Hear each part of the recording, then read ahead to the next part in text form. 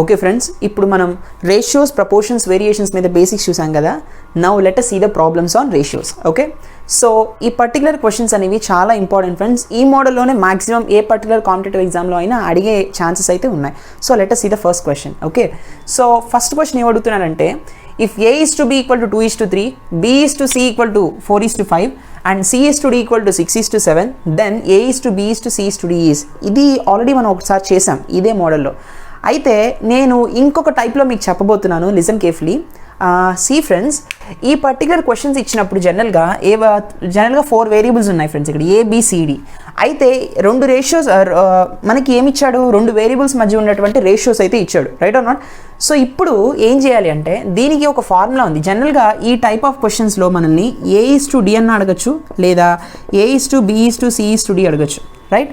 So A is to D అడిగాడు అనుకోండి, అంటే ఫస్ట్ వేరియబుల్ లాస్ట్ వేరియబుల్ మధ్య ఉన్నటువంటి రేషియో అడిగాడు అనుకోండి, అప్పుడు ఏం చేయాలి అంటే A/B into B/C into C/D అని రాసుకోవాలి, రైట్.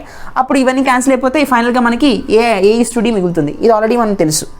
ఇప్పుడు A is to B is to C is to D చేయాలంటే దీనికి ఒక ఫార్ములా ఉంది ఫ్రెండ్స్, ఇది గుర్తుపెట్టుకోండి. ఏంటంటే this is the numerator and this is the denominator, అవునా కదా. Numerator denominator, numerator denominator. This is numerator, first numerator first denominator, second numerator second denominator, అవునా కదా. This is third numerator and this is third denominator. Yes or no. ఇప్పుడు ఏంటంటే listen friends, N1 into N2 into N3 is to next D1 into N2 into N3, ఇది చాలా important formula friends, is to next D1 into D2 into N3 is to D1 into D2 into D3. ఇది friends formula. ఈ ఫార్ములాలో వేసినా మీకు వచ్చేస్తుంది. అంటే first మనకి A is to B is to C is to Dలో ఏ వాల్యూలో మనకి ఏమొస్తాయంటే న్యూమరేటర్స్ మూడింటిని multiply చేయండి, D వాల్యూలో డినామినేటర్స్ మూడింటిని మల్టిప్లై చేయండి. BCలో ఏం చేయాలంటే ఫస్ట్ ప్లేస్లో D1 వస్తుంది, రిమైనింగ్ ప్లేస్లో N2 N3 వస్తుంది. తర్వాత డినామినేటర్ అనేవి న్యూమరేటర్ ప్లేస్ని ఆక్యుపై చేస్తుంది అనమాట. D1 D2 తర్వాత వస్తుంది, ఒక N3 మిగులుతుంది. తర్వాత D1 D2 D3 వస్తాయి అనమాట ప్రొడక్ట్. సరే, ఇందులో N1 ఇది D1 ఇది కదా. So according to this formula మనం సబ్స్టిట్యూట్ చేస్తే మనకి A is to B is to C is to D వచ్చేస్తుంది. See friends, okay. So N1 is nothing but 2 here, 2 4 6, అవునా కదా. 2 into 4 into 6, right, is to what is D1 here. D1 is nothing but 3.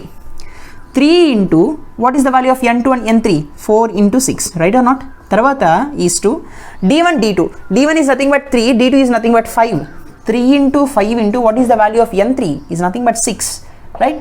Next D1 D2 D3 అంటే ఎంత friends. So 3 into 5 into D3 value is 7 here, right or not.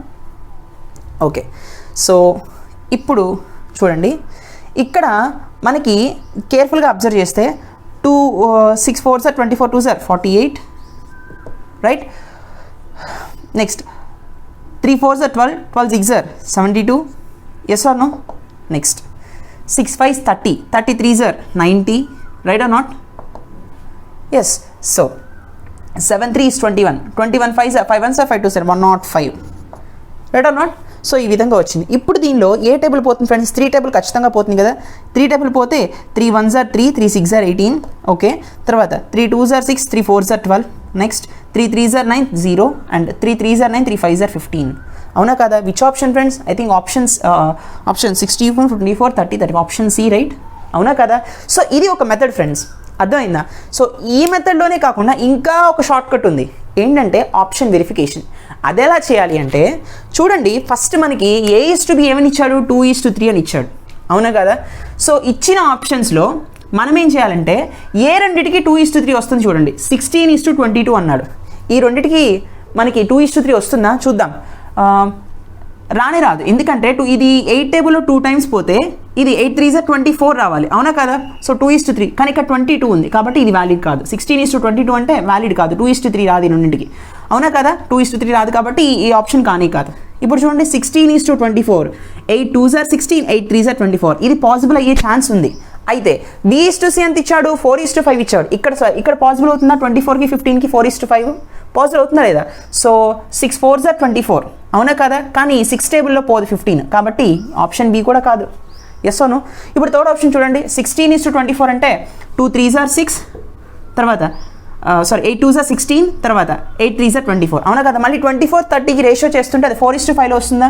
6 4s 24 and 6 5s 30 fine వచ్చింది. తర్వాత 30:35 చూడండి friends, ఈ రెండు కూడా 6:7లో ఉంటున్నాయా. Next 6 5s 30 ఇక్కడ మనకి కేర్ఫుల్గా అబ్జర్వ్ చేస్తే ఏ టేబుల్లో పొందే 5 6s 30 ఓకే 5 7s 35 6:7 కూడా వచ్చింది. ఎస్ అంటే ఇది answer. No need to check this option also because already మనకు ఆన్సర్ వచ్చేసింది కదా. సో ఈ విధంగా ఎలిమినేషన్ ప్రాసెస్లో కూడా మనం చెక్ చేసి ఆన్సర్ పెట్టచ్చు. No need of doing this particular substituting in this particular formula also. So ఏ స్టూడియో అడిగినప్పుడు ఇలా చేయండి అండ్ A:B:C ఉన్నప్పుడు సింపుల్గా ఆప్షన్స్ని వెరిఫై చేయండి. ఒకవేళ మీకు 5th ఆప్షన్లో నన్ ఆఫ్ ద అబోవ్ అని ఇచ్చాడు అనుకోండి, అప్పుడు మీకు ఇలా చేసుకోవాల్సిందే. Right friends, first you check the options, if there is no answer and you then do this property. Right, ఖచ్చితంగా గుర్తుపెట్టుకున్నానా, ఇది వెరీ ఇంపార్టెంట్ ఫార్ములా ఓకేనా ఈ పర్టికులర్ కనుక్కోమన్నప్పుడు. Right, so let us see the next question. Okay friends, తర్వాత question ఏంటంటే 2 numbers are in the ratio 1:2 okay. If 7 is added to both, their ratio changes to 3:5. The greatest number is అంటున్నాడు. అంటే ఒక 2 numbers ఉన్నాయంట, ఆ 2 numbers కూడా ఎటువంటి రేషియోలో ఉన్నాయి, 1:2 రేషియోలో ఉన్నాయి. రైట్ అన్నమాట. సపోజ్ ఆ నెంబర్ నేను ఎక్స్ అనుకుంటాను. రైట్, 1:2 రేషియో అంటే ఒక నెంబర్ ఎక్స్ ఉంటే ఇంకో నెంబర్ 2x ఉందనుకోండి, అప్పుడే కదా 1:2 రేషియో వస్తుంది, అవునా కదా.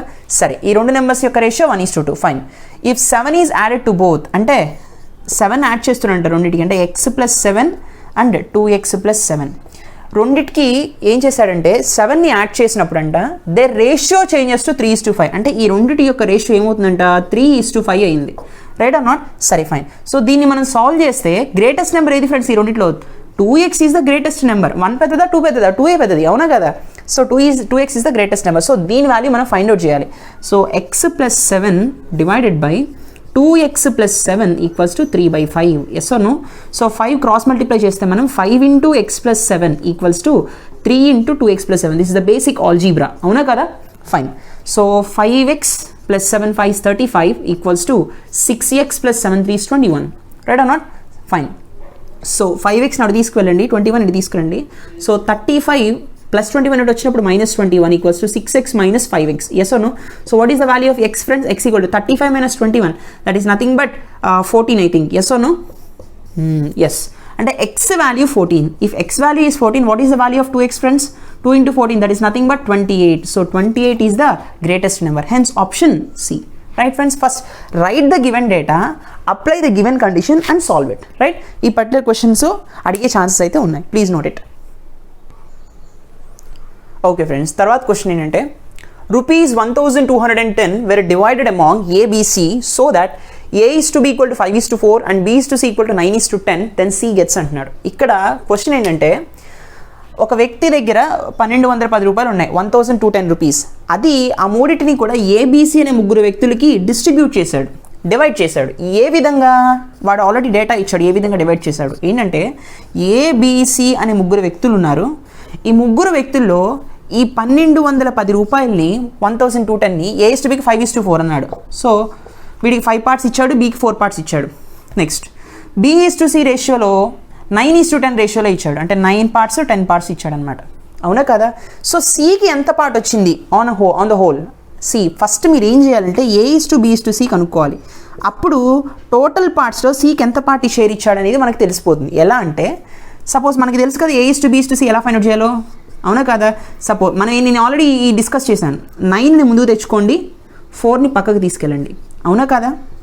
So 9 5s 45 4 9s 36 4 10s 40. Common టేబుల్లో ఏమీ పోవు, ఇంతే కదా. Yes no.